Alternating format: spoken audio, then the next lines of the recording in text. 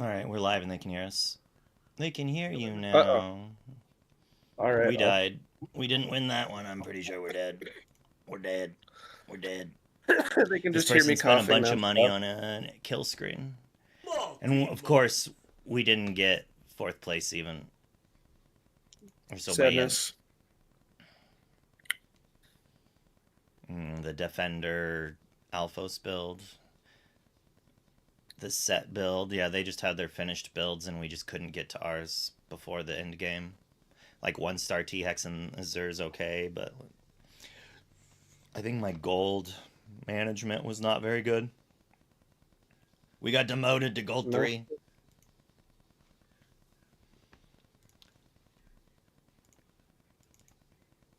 Let's watch the ceremony while we wait. Oh yeah, all right. I didn't realize they were gonna stream that. I would have JD's waited a is little the bit. goat. JD is the GOAT, brah. Definitely the GOAT.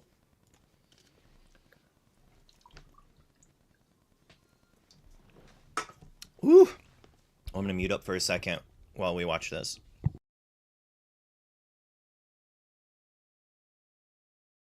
Cool. But they can still hear you, so you can still comment and chit chat. We got J Bomb in the building with us while we're finishing this up. I don't know if they want to hear me. Well, at least mute yourself when you cough. Actually, just like, yeah. Well, sometimes I can't help it, but I got to take my inhaler now. J Bomb here's dying.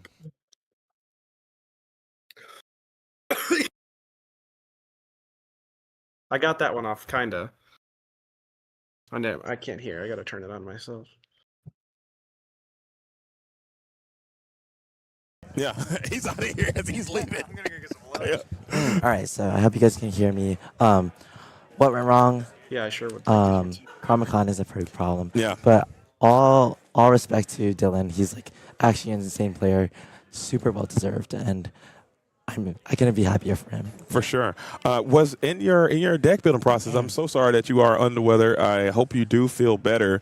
Playing in these tight spots, in these critical climates, man, not feeling well is obviously not optimal. But going back to your deck building and deciding on the deck that you want to play, was there any consideration for having answers to some of these very pesky items? I'm thinking Snowfort, I'm thinking Lantern, I'm thinking Emerald Chromacon, and it seemed like that card kind of jumped all on you there. Yeah, if I had Wasabi, maybe I would have had a chance. But I was expecting a lot of blur pull, so I wanted to tech for the mirror a lot. So that ended up doing good for me in Swiss and all the way through top cut. But I'm against one of the best dog players in the world, so I don't think I had a chance for that. He was obvious. Yeah. Absolutely, man. Absolutely. It was very tough to see, but you did kind of compose yourself, and you did come out and get a win on the play there to force that all-important game number 4, I want to say, or excuse me, game number 4. Yeah, game number 4, but you were on the draw. What lines were you looking for in hopes to maybe try to get back into contention and force game number 5? Game number 4, on the draw, yeah. I was really, so I had an option of going triple ramp into Hades, and I was hoping that would be enough, but given how fast he was going, I had to start putting some bodies on the board. So I had to do double ramp into Cat, and then hopefully just draw into some removal songs to remove his characters without challenging them, because if I put in the Inkwell, the Chromacon doesn't trigger. So yeah, so that's I mean, it was just very tough to see that whole thing go down the way that it did. Again, I was telling them a story about how you were a player that really I have a nice relationship with. You're one of my very first coaches that I ever had in Disney Lorcana. Seeing you way back in the day playing those Sapphire and Steel strategies, seeing you come all the way this way. This is your second trip to Melbourne, and this time you made it even further than you did last time, winning your third golden Mickey. So I want to say from me to you, man, keep your head up. I know this is not how you wanted this to go, but still, Sure how are you feeling getting your third golden Mickey overall? Oh no, I feel completely good. Okay. Like, I'm not disappointed at all. Pretty like, sure I I'm beat him. happy to lose to a player that deserves it, and he's a good person, and he's a good friend. So I'm super happy for him. And yes, you mentioned I did better this time. I even got to see some quokkas at the Melbourne Zoo this time. Let's go. Yeah. Let's go, quokkas, That's why man. I'm sick, because I was walking in the hot weather for like a few hours. Yeah. Absolutely, man. Well, Lamb, I'm going to let you go as we are going to get ready for the award ceremony. But I want to say, again, huge congratulations to Thank you. We're going to try to get the champ to come by here and share his story as well to see what he's got going on. But before we let you go to go get some vitamins and some water, any shout-outs that you need to give Yes. for anyone that might be watching at home? Absolutely. So just all the players here, they did amazing jobs. Congratulations to everyone I here. did. I too Congratulations him to Dylan. in round 5. Great player. He's going to Worlds. Continentals. Congratulations to JDZ. You're doing a great job on the stream. Right before Ed wrecked Shout me. out to my girlfriend. Thank He you was for on always Red Blue, being I'm there and guessing? supporting me. Yeah, I think he was on shout out Red to Blue. all the judges I here. 2-0'd Did him. actually an I was amazing super job. stoked about it. And thank I you lose just to to Ed, 0-2. Disney and I just needed Ravensburger to for split with making him. such a lovely He team. had pretty good draws. and I had Absolutely, pretty weak man. So, draws. again, He keep had your head amazing. up. WCC, you guys are the best. I stopped playing team, Blue Steel. man. I'm still playing Metadex now, Gotta and shout it's out actually your working. team, So Right on, man. We're going to come back to Sapphire Steel at some point. someday, When it gets really good. Popsicle. Absolutely, man. But again, Lamb, I got nothing but love for you, man. I hope you continue to do well in these events and keep playing and keep traveling. And eventually, you're going to get over that threshold. You're already invited, I believe, to the national event. Is And that the true or only no? match Lamb lost the entire weekend I have was one national the invite Worlds to invite. China, but I don't think there's a nationals for Melbourne. Okay, yeah. So, Yeah, that's so you pretty do have messed up. a That's national unfortunate invite for that him. exists somewhere in the world. So you're going to have to continue to travel and keep pursuing your Thiago's only goals, match and loss was eventually the you're going to get that breakthrough. Red Purple. And I will be The whole there weekend. hoping for you to do so. And actually, Ed only lost. All right, Mr. So, I Lamb. mean, Thank you you. take care, that brother. probably actually Take happens care. to quite a All few right, so that people is Jonathan when they Lamb, make it to second top place, cut. DLC Melbourne finalist. As again, being sick is just something I'm that I not gonna lie, I absolutely was really do disappointed I not didn't want to get do. to Shout out see to it. production, and we are going to go ahead and hit this one time. If we get a little bit of those Yeah. C's as well. Yeah. If you see Dude, one of those, we little, He's like- well, yeah, he's here we go. like- Yeah, we're going to do this. Yeah, get a little wipe down on He's that. like, he's Again, sick. Not trying to. Give me that. I can't do it. Give me okay? that. I'm Let on me clean vacay off the here in Down disease. Under. He coughed on me. I swear. Let me just clean. The jet lag and the change of climate, like it's gonna get to you. Flying from winter to summer just I to was play a chatting with tournament and then JD flying when he back. was like I know. It is packing tough, for this man. trip, They've and been I off was on the like, money. "Oh man, you They've need been to take absolutely that putting vitamin C in the supplement right now." miles and getting yep, do it. completely active, moving around the entire country and And no- world to do so. no lie, But like, while we Lamb are was waiting actually, on the like, award saying how sick he ceremony was, to like, come he through, was not let's gonna see if we be can get able to our play the new tournament, current like, and in reigning round one. DLC He did a Melbourne whole play champion to around, come like, by and say attack hello. challenging If a we ready can get Genie, and, like, Dylan, ruined his whole if we turn. can get but, Dylan like, to come on through here, if that's a able to recover, possibility, and it was if we can come one of on those, over, like, if you don't mind, I think we can get your head in that the game, mic like, keep it going. So let's see it. Oh, we I got think, third like, the only mic thing happening. with how And sick coming he to the was feeling, stage, keeping we him have going your was current just, and like, reigning keep winning the games. DLC Melbourne champion is coming through. We are setting up for the award ceremony, but come on through Yeah. in the building, coming at you live and direct. wonder It's if we'll going to have a camera be for that, Mr. to be able to Dylan, watch. your DLC Melbourne champion. I All right, believe we let's get a can selfie. hear right here, selfie from the booth. Boom, there Boom. it is. But Dylan, getting loose.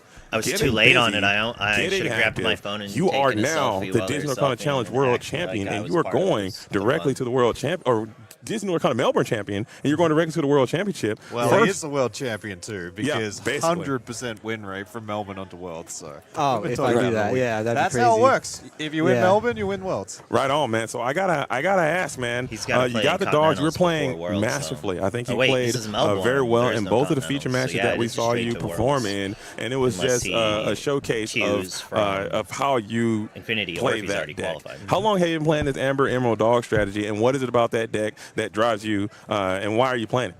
Well, I'm playing since like middle of set 9, so it's not like I've been able to play like Blurple and other stuff, but like it nothing compares to like the complexity of dogs because like you're making choices like all the time, and then Was he on Rockstar? I got my group of friends like we all was, were like, not we all paying had a background in attention. Hearthstone, so then I was we all brought dogs, and then actually all of them made it to top 32. So Wow. I think he's on insane. normal dogs. Yeah. Right on. All coming in, because we understand All you're of his coming in squad from made top 32. beautiful That's and crazy. sunny Southern California. I think Yep. I saw you at Yeah. some of the Yeah. Collectors Expos Yeah, down there. I was in the. We split the top 4. That's right. Yeah, I yeah, remember yeah. that. You Okay. casted the whole thing. Yeah, That's yeah. right. That's right. I remember Yeah. that. Shout out to Collectors Expo, man. I Yeah. was down there with Yeah, you, and we crazy. had that tournament. Small world, right? Small world, Yeah. literally. We're both out here in Australia together, and you were doing very Yeah. well there, and now you're doing very well here. And Yeah. I'm assuming you're going to be doing very well in the World Championship. But I have your deck list here. Can you just talk about it real quick? Why did you construct this deck this way? What are some of the lines Makes that you're me looking sad for? And that this seems Rockstar very didn't clean, win. very It did elegant, make very top eight, optimized. so. What was some of the process to get this deck built the way that Yeah. you did? It's pretty standard. I mean, like, You have to cut Maybe- down on incubables maybe because I think there's John. 19. Mhm. So last But night it was it also already a went weird to event, 19. only 400 people. Or mine was, and then So- you have to like find anything else to cut It's hard because you to can't run say. like more than 20. I feel like. So I basically just copied and pasted that, replaced it with the willows and nannies because nani helps against like so many Nani's so like times when you're like finding tramp and then what you want after it. So it's another big body that you can like challenge. Cause, Right. yeah. And that's I how hope like he you would wasn't lead to grabbing like 7-drop random tramp off of it. Calhouns I'm assuming he was that grabbing just 2-drop. like stay on the board forever basically. But now you just play one Nani and the Calhoun Like do some dies. squats, J-Bomb. Yeah, and then we gotta I do spoke squats. to Tiago at the Airbnb. I was split between Scrump Dogs and What's a this. squat? I was probably gonna end up with this anyways, What is your but life, we're good bro? buddies. Both came from Hearthstone, and then he pushed me to eventually just pick this deck that I've been practicing. Like it's Show my it to bread and me. butter since I'll I've been do playing it. for a long time. Oh, absolutely. But your bread, and if that's your bread and butter, I believe one of your knife or maybe some of your Vegemite is going to be that Emerald Chromacon. Talk to me Yes. about that card. It seems to me like a messed up card. Yeah. And you were really leveraging that thing to its utmost capability. Chromacon's Talk to us about pretty that good. card and how powerful was that throughout this tournament Yeah, today? it's literally Right, a I broken did card. my bodies. I only lost 2 games the whole Yeah, I tournament. didn't think you'd actually do So it since you I actually, died. oh no, 3 games. Mhm. I faced Tiago and actually lost to him in like round 4 or something. But Chromcon's unplayable there. And then I lost the one to Lamb, and then I didn't draw Chromcon in that Yeah. game. Yep. So it's like it's a broken card. Like if you know how to play into it, there's so many things you can do with it. Like you saw me bouncing my own guys, Yeah. bouncing their guys. Like so much options, right? It Yeah. synergizes so nicely. I'm talking. You got Go-Go that you can bounce and redeploy. got You the have the Nani Nani now, that you can yeah. bounce and redeploy. You have the Tramp that you can bounce, redeploy, and get more value there. So there's just so many different things Nani's that you can pretty do with good. that Emerald Chromacon. And I think now that you have Nani kind of made set the every stage, good set the player. tone of what this metagame is going to be Nani, like, I Nani. think Oh. people might have to now start to include Yes. more Nani. item Yep. removal the in the meta, deck. the You meta is ever, going to be like so broken right now play because everyone's going to run item hate, Blurple and then I Neighbor can't Steel, play this and then anymore. they And have I'm no probably going cards, to have and to then switch to go- something else, Yeah. to be honest. But It's yeah, all I kind can of adapt. messed That's up. all right. Yeah. Yeah. You Because, got like, your DLC. Yeah, whenever yeah, I it's got time. this. Sapphire Yeah. also That gets is. hit by Everyone's item something else. hate. Exactly. So now you So, like, have item hate the might not ultimate be goal bad of right going now. directly So, to like, the Digital Con Challenge World Wasabi Championship. might Is there be any other played events in that you were scheduled to Blurple. You play, might and does see that more kind of Pluto and change Purple your approach? Because Steel. you got to stay hungry. You guys got to stay in the lab. You got to stay crafting. There's not that many And if green blue like actually NA is a real events 'cause deck, it's like then having four indie, Clarabelle is and relevant. that's like it. And this is only my Like, fourth especially against Black DLC. Cauldron. Only went to 3 NA ones. So usually don't travel, but I like might that, be able to make an appearance, but Purple's answer I to you know not Black every, you Cauldron can't make is- everything I'm just because gonna I put also all have your a good busy targets life. in the Okay. infield So because we'll I see. have, like, I will definitely chances to be do it. around It a is lot an of like attempt to SoCal fight it, events, but like random weekends, so people get sometimes to see just me. rebind There's a big scene there, Cindy's obviously. and So, Absolutely. Juanas yeah, is enough. know like a lot of people from the area. So yeah, West Coast, Best Coast, stand up, man, as you come out here and getting active. Well, champ, we miss are living setting on up the for West the Coast. award Yeah, ceremony because I here wanna- very soon, man. So before we let you go to get over there to receive your golden Mickey I'm so mad and they all were of the shut- awards Sorry, it doesn't associated work, to so- that, I want to say again, huge I congratulations think to you it'll have for a a shot job once, well a lot done. of these And any number shout outs, cards who are helped you done. get here? No one gets here alone. No one gets to the mountaintop by themselves. Yeah. You're going to have a crew of people pushing you up there and getting to where you need to be. So go ahead and take a little bit of time. Don't forget anybody. Yeah. And give those shout outs to everyone who might be watching at home that helped you get to this mountaintop. yeah. So first practice partners, my Airbnb was Darian, Josh, and James. We're all on dogs, and then Tiago came to practice with us, and then a lot of people I met here. Also, for the first time, there's like friends of friends. Yeah, right. And then Josh is from New Zealand, so the main point of this was to like visit friends too, and I got to do that in a really cool way. And I have more time here also, so I could get to spend my extra days here. Already had like amazing dinners and food, and Right. yeah, like this. I love Melbourne. Like there's lots to do, and yeah.